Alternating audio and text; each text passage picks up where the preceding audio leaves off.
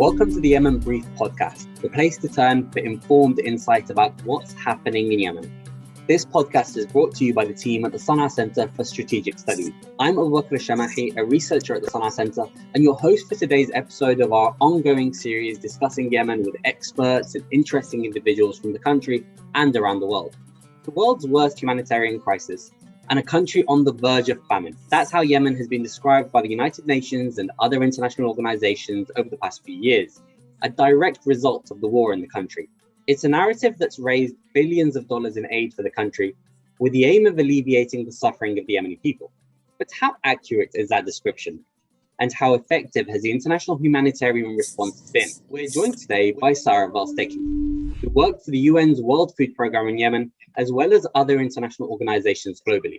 In her paper for the Sana'a Center, When Aid Goes Awry, which can be found on our website, sana'acenter.org, she argues, based on interviews with dozens of humanitarian workers, analysts, donors, and civil society representatives, that the international humanitarian response is failing Yemen.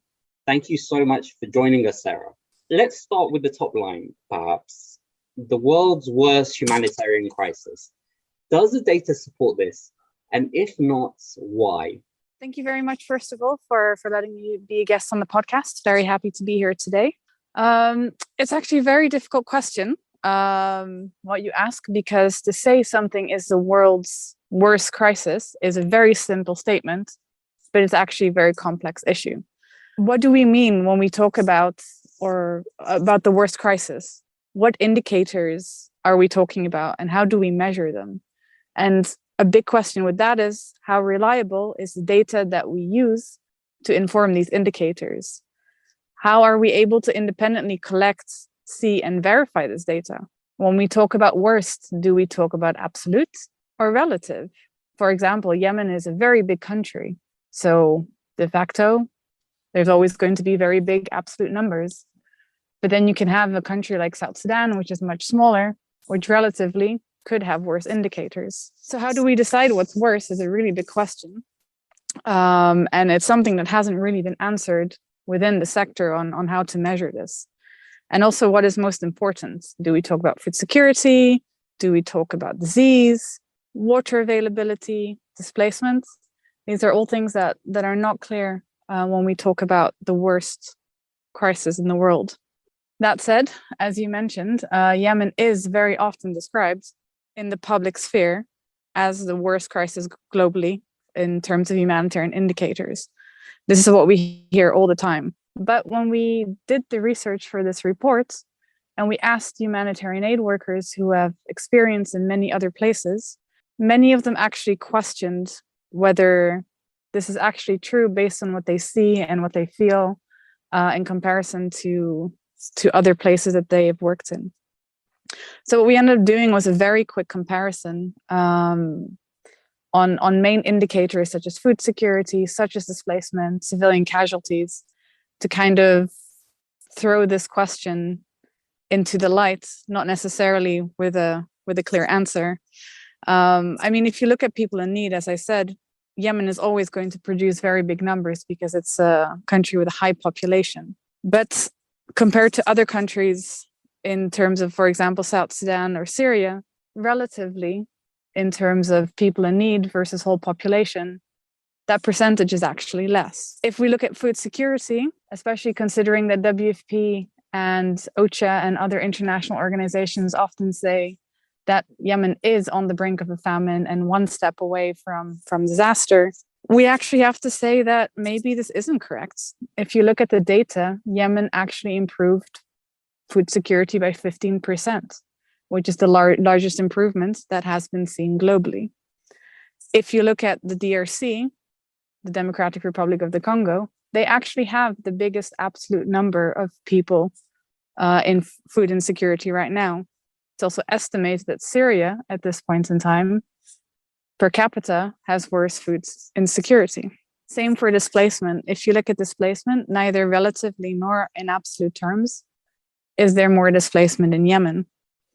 In terms of civilian casualties, we see that Yemen actually projects the lowest number of civilian casualties if you compare it to other crises such as Afghanistan, Syria, South Sudan. And if you're talking about security in terms of worst humanitarian crisis, it's also not even in the top 5 countries that records incidents against aid workers. So if you look at the data that is available and the impressions on the ground, it doesn't seem to be worse than other crises. But that kind of brings up the question of on what is that data based, as I mentioned before. A key issue that was identified in the research of this report was the lack of reliable data in Yemen. So therefore, how can we really trust on what is being presented? I was going to say, I think so. We'll jump into the data actually a bit later on. All right. But just in terms of the humanitarian response, just in terms of the claim itself, why do you think that claim has been promoted, and how does that impact the humanitarian response in Yemen? Because surely, if the claim is inaccurate, it still serves to bring attention to Yemen and send money there. So is there a harm specifically, or does these kind of claims actually impact the humanitarian response? I think it has a huge impact on the humanitarian response. I think a very important question to ask ourselves, and what should probably be asked of the international agencies projecting this narrative, is what is the underlying reason for projecting this narrative? And if you ask people about this, what their thoughts are, because I can't tell you that 100% for sure. Only New York or Rome, the headquarters, can tell you that. But very often it comes down to money.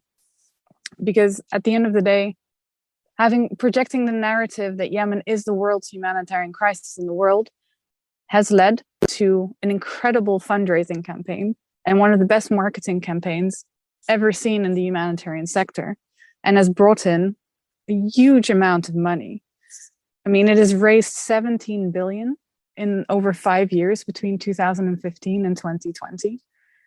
Yemen has received 14% of the global funds for humanitarian relief. And you really see that as this narrative begins to grow about it being the worst crisis, how the funds grow exponentially with that narrative. For example, in 2015, $1.8 billion was given to the response. That was almost double by 2017, reaching 5.2 billion in 2019. But you also have to understand that this fundraising is also institutionally very important for the response and the organizations themselves, because money is largely equated with success. So if you manage a country office or you manage a program in Yemen, you have the cachet of working in the worst response in the world, supposedly, as well as managing probably the largest program and the largest country office in the world. And that gives a lot of status, both institutionally and personally for people. We also have to consider support costs. Every single humanitarian, well, this is specifically for the United Nations, every single office has to pay institutional support to headquarters for the support it gives to the field. So the bigger your response and the bigger your office, the more of that budget also goes to headquarters and regional offices as institutional response costs. So you kind of get this institutional investment on both an organizational and personal level in really maintaining this narrative. And at the end of the day, crisis sells because it's exciting, it's in your face, and the worst crisis sells better than being the second crisis. But the impact of that is that it's, at the end of the day, it's really dangerously very, very simplistic, because the focus then becomes on maintaining this narrative in which there is institutional investment to have it continue be the worst crisis, because then you will continue to get the most money. So the focus and the efforts will continue to go to proving the fact that Yemen is the worst crisis in the world, rather than having an honest and open debate about what the problems are in Yemen, what this has caused, and what do people need to resolve this crisis. It's been very clearly shown through a report that was issued last year through the Protection Cluster and the Danish Refugee Council, that's found that the most vulnerable people in Yemen, women, the Muhammadin, the disabled, the elderly, are still the most excluded from aid. So therefore, the humanitarian response with all this money isn't actually getting to the most vulnerable because it's not focusing on the right things. And we found this during the interviews with people in Yemen, that they very much found this.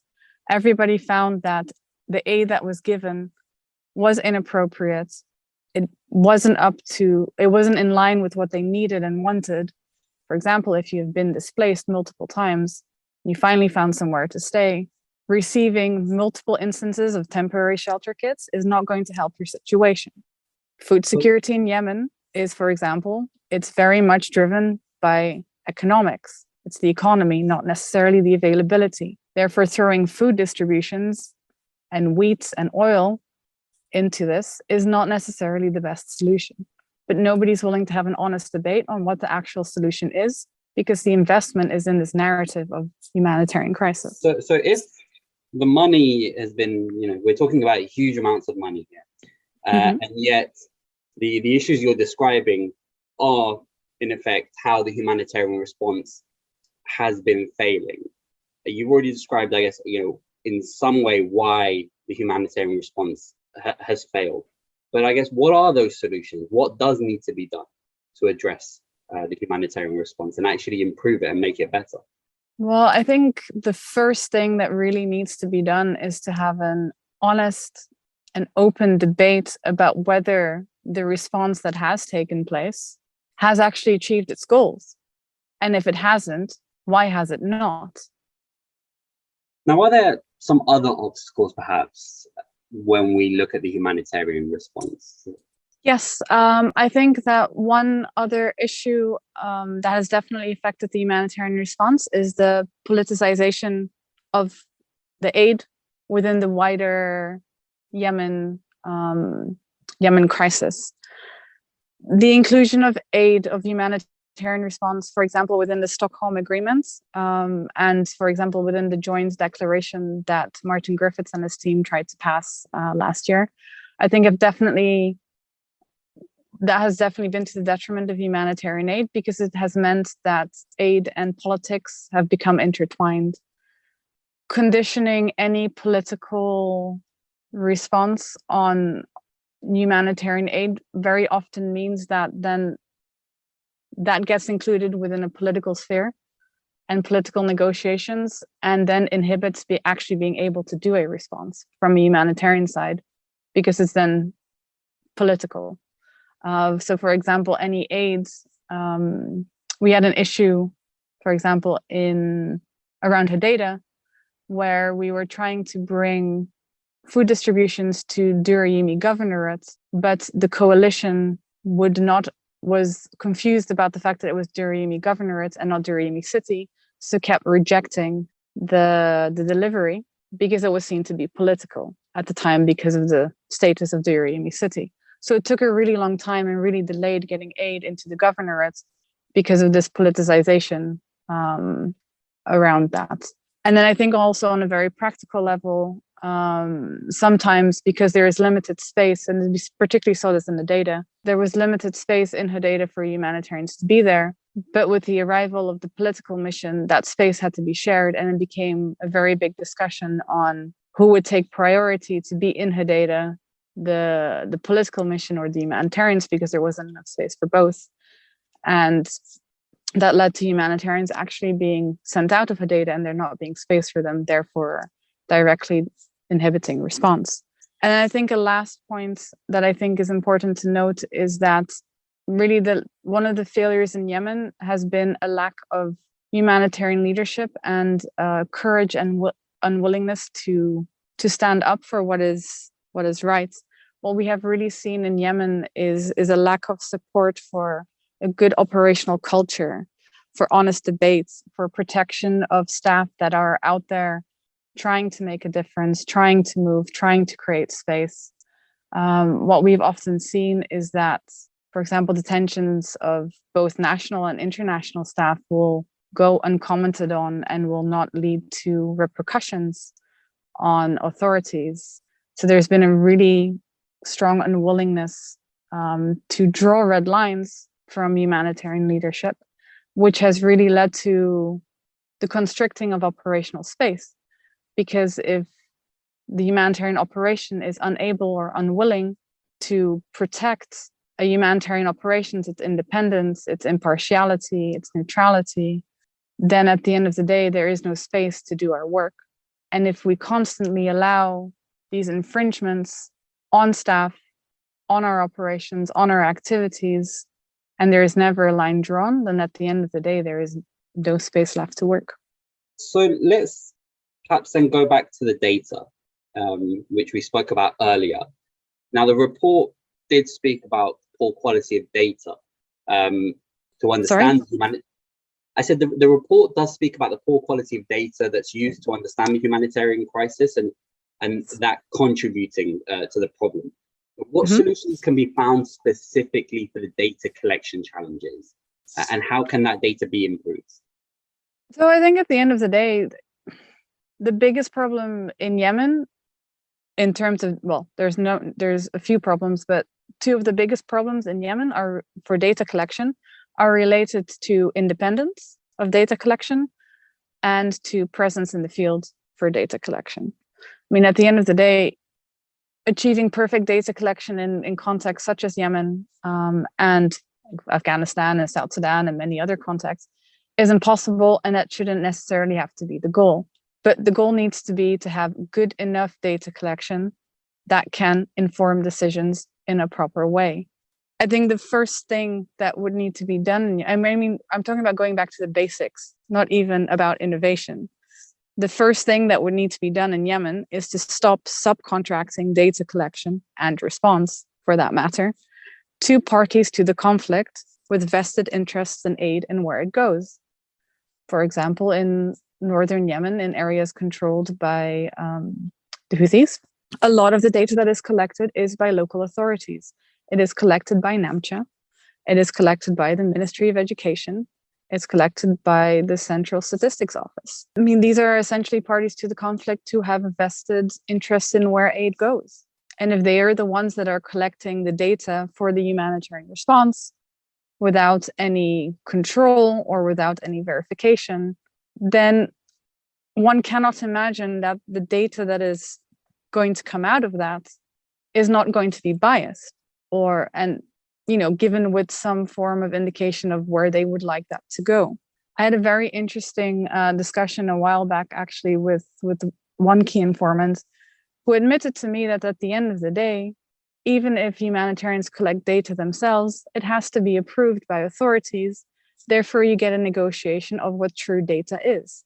And I mean, if we're discussing having to negotiate what data is and what it says, then data is biased. So we really need to go back to collecting the data ourselves as a humanitarian community in an independent way, or at least independently verifying it, which means getting people into the field, decentralizing operations, getting people moving, spending time to understand what's happening themselves, rather than relying on secondary reports of what's actually out there.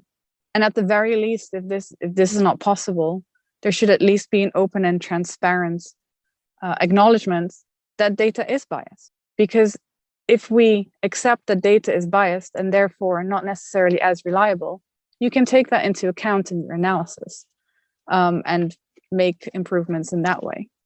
Also, another thing that can be done is to just have better analytical processes. You can hire analysts and data scientists and experts in different fields, such as the economy, for example, that can help input into your analysis on what it means, the data that you have collected. Because at the end of the day, data doesn't take place in a vacuum. It's influenced by different factors that will make what you're seeing be there altogether. So not having this within the response is a detriment to actually understand what we're saying. Another thing that could be done is to stop focusing on big one-time assessments. The focus is always on negotiating for the food security, big assessments that happen once a year. There is a multi-sector assessment that they've been trying to negotiate for since 2018-19. And all the energy goes into that, to the detriment of negotiating for monitoring and people being in the field and actually seeing what's going on, which is much more small scale, but can still improve a lot of knowledge and information that is out there.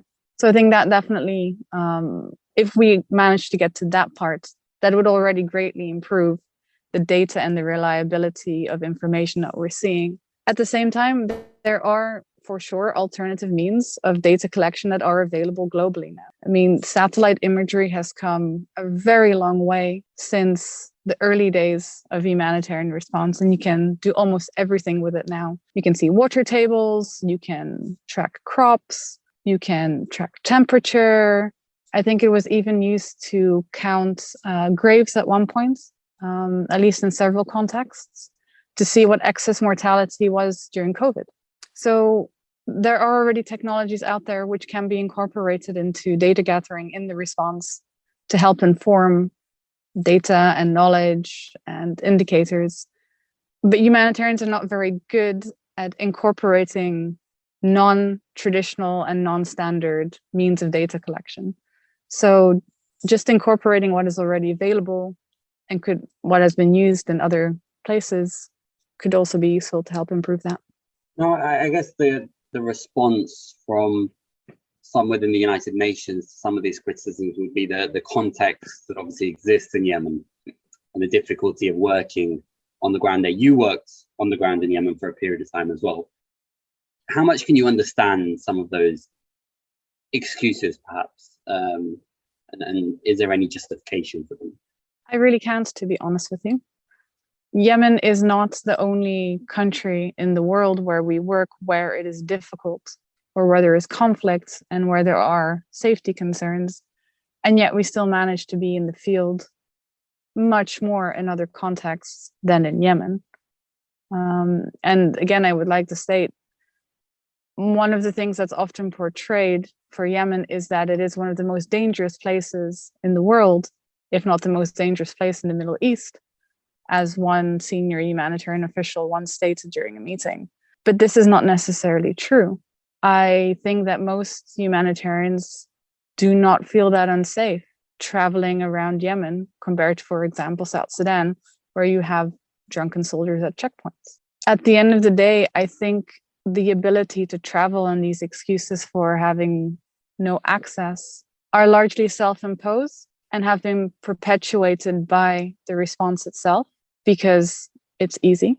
And because over time, this practice has become entrenched, it has become normal. And it's very handy for authorities who prefer us not to be in the field to not have us there. And at the same time, it's easy for the security officials to not have us out in the field because it makes their life easy. I managed to travel in Yemen quite a lot. I have visited frontline areas on occasions. It is very, very much possible to travel in Yemen if you are well prepared and prepared to put in the time and the energy and the efforts, if that is what you want to do. Thank you so much for your time today, Sarah, and thank you to the audience for listening and joining in.